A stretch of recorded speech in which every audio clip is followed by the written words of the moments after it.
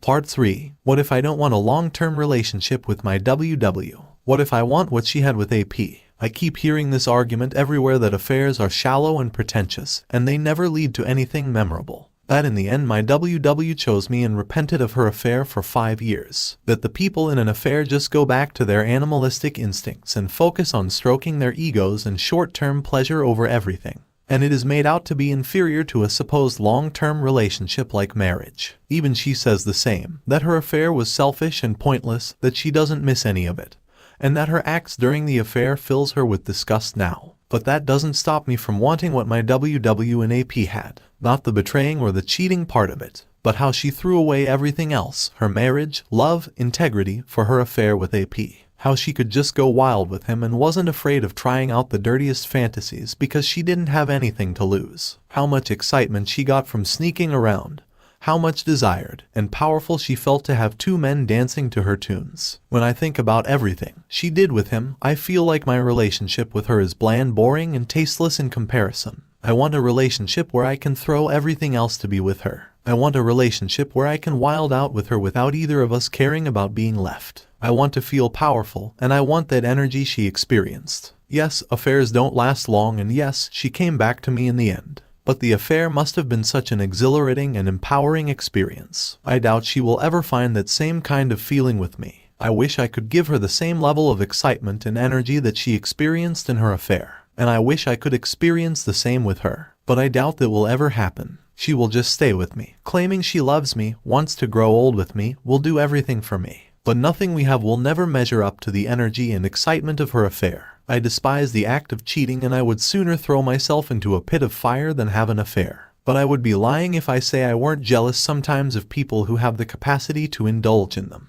P.S. Sorry about the frequent posts. I do well during the day but go into dark spiraling thoughts at night. Update. I hate how cynical and pessimistic I have become after WW's affair. Just to be clear, we have been divorced for the last 5 years after I discovered her cheating on me. We have only recently started to reconcile. But these days, I have begun looking at everything with a lens of cynicism and distrust. I hate that this is happening, and I want to stop, but there is no easy or quick way to just stop thinking about it. Just today I was having lunch with a junior colleague from work, and he couldn't stop talking about how amazing his new wife is and how lucky he is to have her. On the outside I smiled and said I was happy for him. But on the inside, I wanted to scream at him and warn him that he shouldn't become so emotionally involved with someone so early on. That people are cruel and there are some who actually enjoy imposing pain on you. He reminded me of myself 6 years ago. I couldn't help but wonder how this guy who talked about his wife with starry eyes would feel if tomorrow he receives videos of her having intercourse with another man.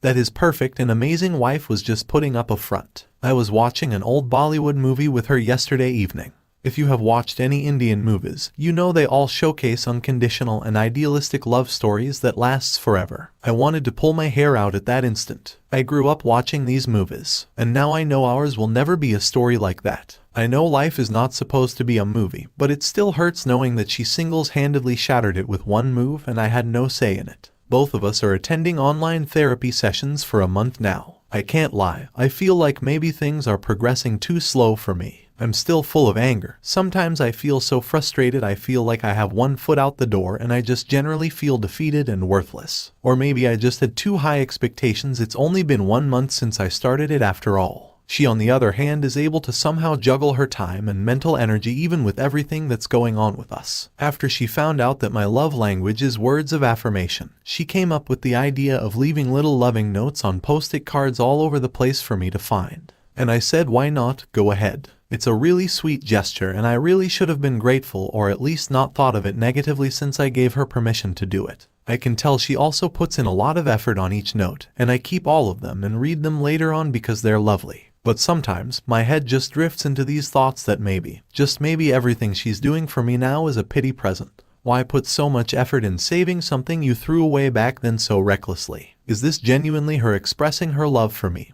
Or is this just her guilt from the last 5 years finally getting an outlet to escape? I question her genuineness at every turn. This lack of trust is at the root of my pessimism and cynicism. This afternoon I shared with her how I've been feeling the last few days. Basically, I told her everything I was struggling with in my last post. We talked for 5 full hours, and she did most of the talking. She also shared a lot that she was too scared to share before. No new details of the affair, thankfully, but new details about what led to the affair and how she felt during the affair. It's a lot to unpack and I'm still processing most of it. But I hate that I can't take even the smallest of things she says as truth anymore. It's like my brain has conditioned itself to believe that every word that comes out of her mouth is either a lie or manipulation. And maybe that is her fault for betraying me, but it is a real obstacle if we are to reconcile someday. How will I even begin to process and understand her perspective if my brain automatically rejects everything she says as false in the first place? Just to be clear, I'm not going to blindly believe her. I will check with the information I already know, and I will call out BS when I see it. But the state that I'm in now, there's nothing she says that feels like truth even if there's no basis for me doubting it. I'm not even necessarily talking about things related to her affair. Honestly, she told me the other day that we've run out of sugar and asked if she can walk to the neighborhood grocery store to buy some. And I became immediately paranoid and distrustful,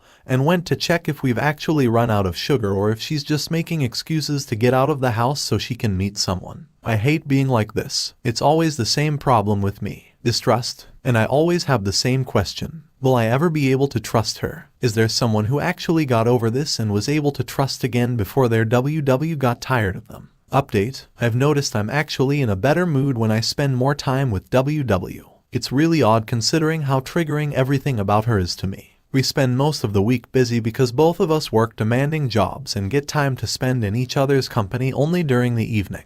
And most of the week I spend the nights awake in the backseat of my car or in the floor of my bedroom unable to sleep and spiraling in dark thoughts. Most of the posts I've made here were posted on weekdays during those lowest points when I'm lonely and want to write SHT down to cope. Even during the day, random triggers consume my headspace. On weekends, we don't have to work jobs, so we have made it a point to spend all day together. I go out on dates with her sometimes, though it's been a while since we went last. We mostly just stay home and laze around. This said, I was out half the day for some work but then spent the entire rest of the afternoon watching some dumb Netflix show with her, and then went on an evening walk with her. Surprisingly, it was a completely trigger-free day, even though she was right by my side. At night, for the first time in many weeks, I had a good night's sleep. On Sunday too, I had the same experience. We went out grocery shopping, and even though there were many instances where I could have gotten triggered, in the end, I was fine. She's also weirdly receptive to my triggers, and many times she perks up and holds my hand whenever she figures out I may be feeling uneasy. Like when an actor who got caught in a cheating scandal appeared on screen and she asked if she should skip that part. I dare say the last 2 days were actually not so bad. It's far better than how I felt the entire last week. It's odd considering how her entire self is supposed to be a trigger for me. I recently figured out that the reason I can't have sex with her is because her face itself is a trigger for me. Her body too, in fact. It's all because of those xtapes I saw. Seeing her face during sex brings back those thoughts. My therapist only suggested that this may be what's going on, but I'm pretty sure it's accurate. How does her presence have such a positive effect on me? I brace myself every time for a triggering and rough experience whenever I need to spend some time with her, but it's always turned out better than I expected.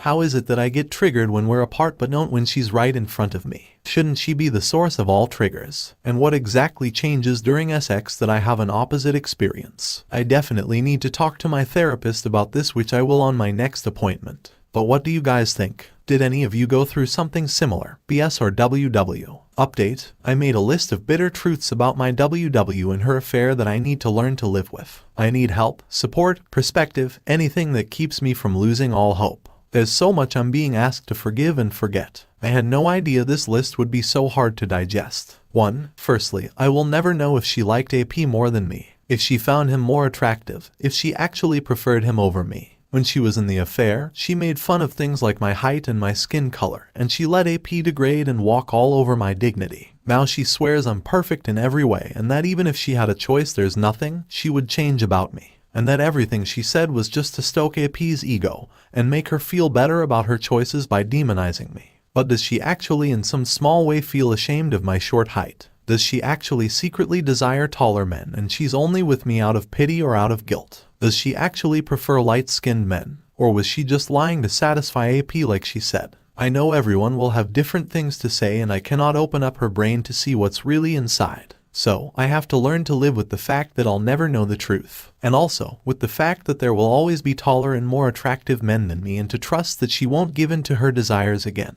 That's a big ask. 2. I will always, or at least for a very long time, feel inferior and like a second choice. A safer option that she only took because AP turned out to be in a hole. If AP was actually a half-decent person, even someone who did the bare minimum, she would have left me and married him. And she wouldn't have thought about me for a single second. And I need to live with that realization because there's nothing else I can do. 3. I will never be able to give her the same exhilarating and exciting experience that the affair gave her. Ours will always be a boring marriage and do boring, predictable things. I will always be someone she knows. She will never find that same energy she got from exploring a new person, that thrill of doing something forbidden behind the back of your husband. I can never give that to her. And I also have to trust that she won't seek out that same feeling from a different AP again. That she's not just with me as a side piece that she can use to fulfill her cheating fantasies. Again, there's no choice. I have to live with it or there's no reconciliation happening. 4. I may never be able to have sex with her without being triggered. We will never be naked together without the images of them having sex playing in my head. I may never enjoy sex with her or climax with her ever again. Not a given, but definitely a possibility. This also means that she might end up feeling undesired and unfulfilled in our sex life, which means she might again go out and find that desire elsewhere. I have to live with that uncertainty and that fear. 5. None of this may lead to anything. Even after 5 years of reconciliation, things may not work out, which means 5 more wasted years of my life. I don't know if I ever will be able to love anyone else the same way again, or even love anyone else full stop. But I do want a family. I want to have kids. I want to come back home and find someone waiting for me. To commit to something like reconciliation that has so many variables involved, so many things that could go wrong. So much of it is based on just the assumption that she won't cheat again. There is always the possibility that we work through it all, I find happiness again.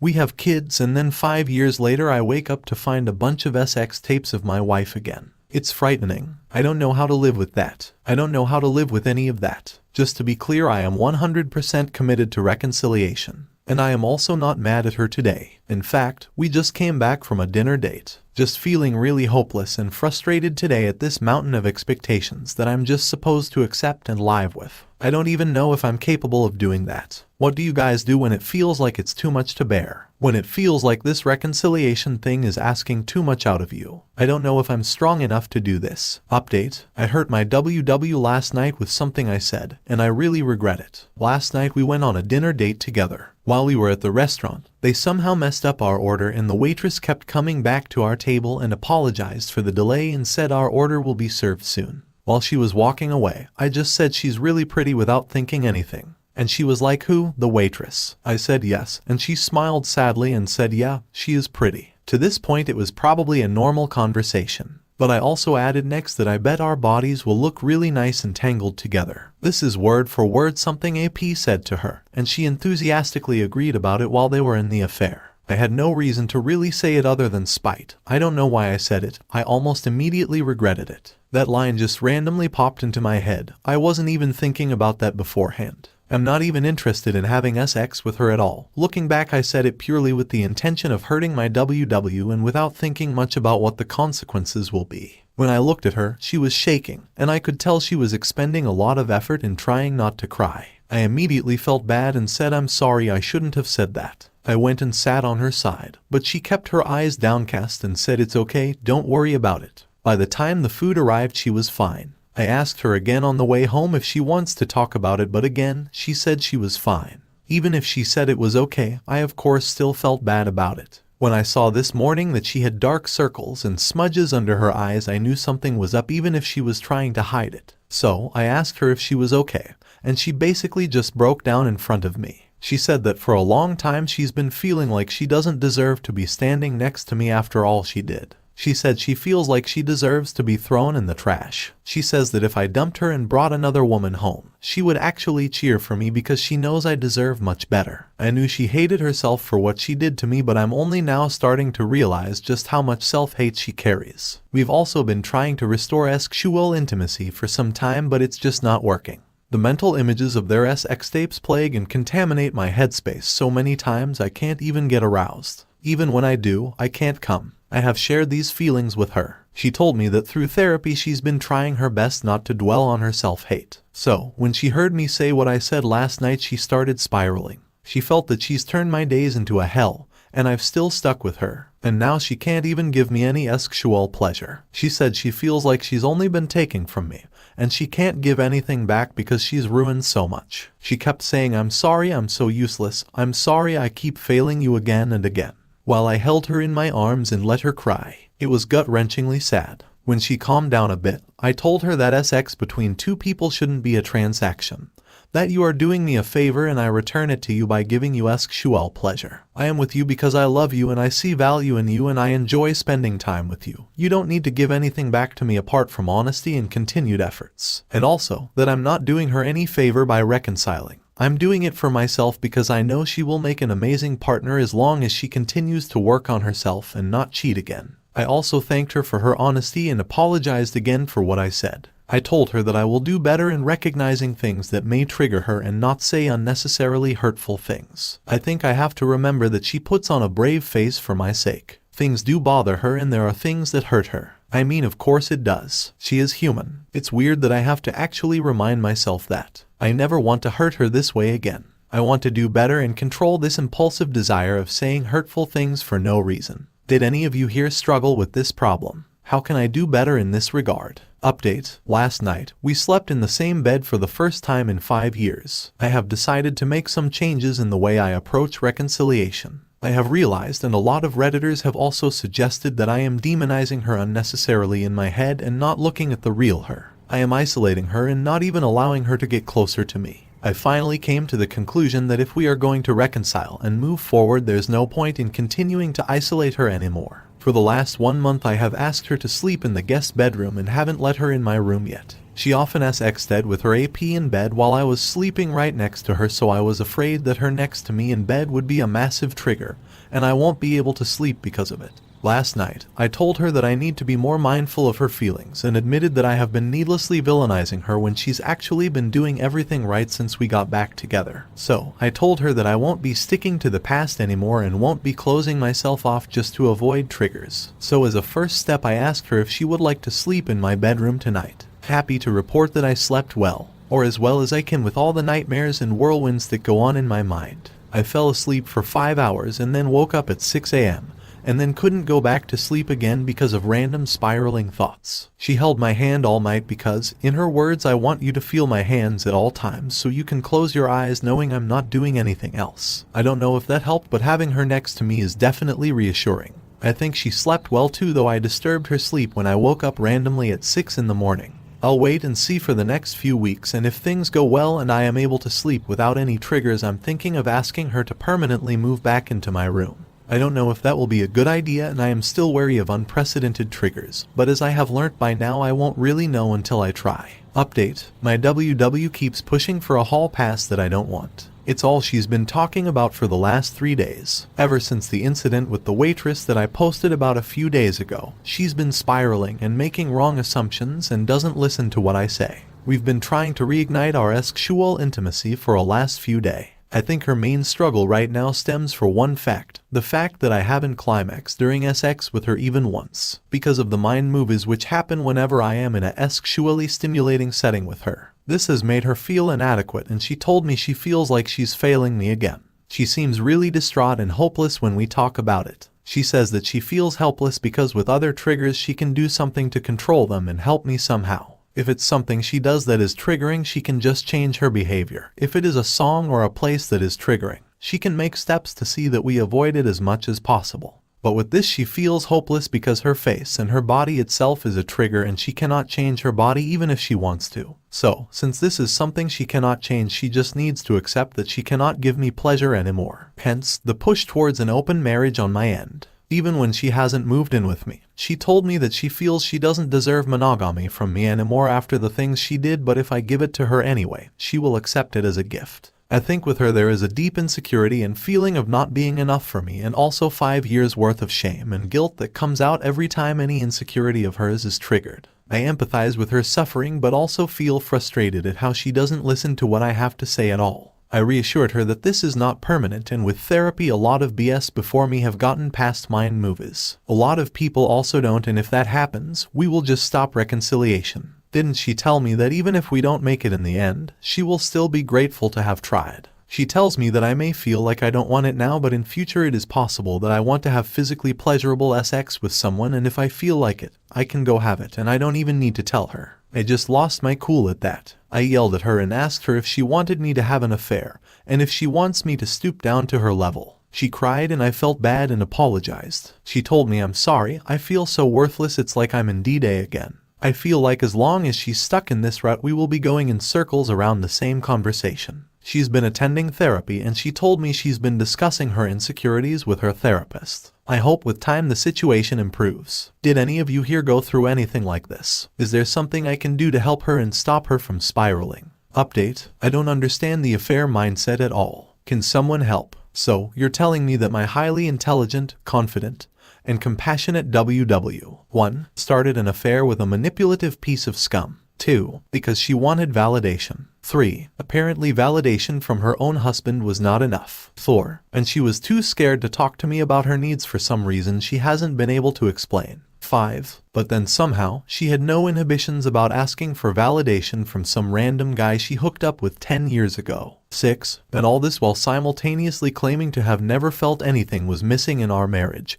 and that it was so perfect, and she wishes she could have it back. 7. While also conveniently never realizing how precious her marriage was during the entire 1 year that she continued her affair for. 8. Because apparently the validation she got from him was like a drug. 9. Which obviously means that it was a feeling she was willing to throw everything else for, and this feeling was more important to her than whatever our marriage stood for. What's even more confusing is after I found out she 1. Was immediately clear that she wants to be with me despite just 2 days ago planning to go visit him in his home. 2. Blocked him and never contacted him again. 3. Dragged him to court and got him imprisoned for good measure. 4. Even went as far as to say she was glad I found out and almost made it sound as if I saved her from what she was doing. 5. When this was the same person she was traveling across states to meet and did all manner of favors for. 6. But then somehow she never yearned for that feeling again, never reached out to him again. 7. Even 5 years later she still wants to reconcile and still says he doesn't even compare to me at all. 8. While her texts with him seem to indicate a completely opposite picture where she makes fun of me and said our marriage was not working out. Sure, she says now those were all lies. She told him to stroke his ego and keep him interested in her. But there is again a contradiction here. If he was so important to her that she would trample all over my dignity for this feeling of validation that he gave her,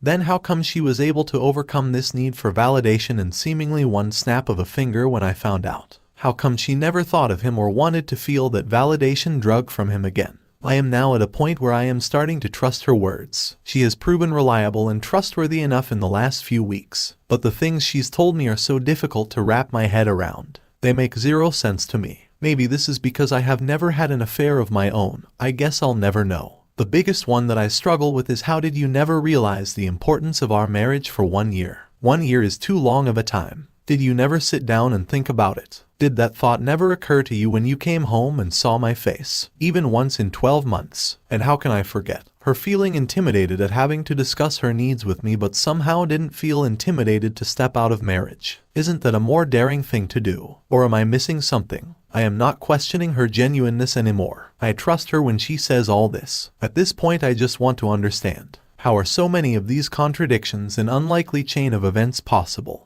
I would love to hear some experiences from other wayward on this. Edit. I suffered a minor hand injury a couple days ago which made it uncomfortable to type for the last 2 weeks. So, I haven't made new posts in this time, but I have continued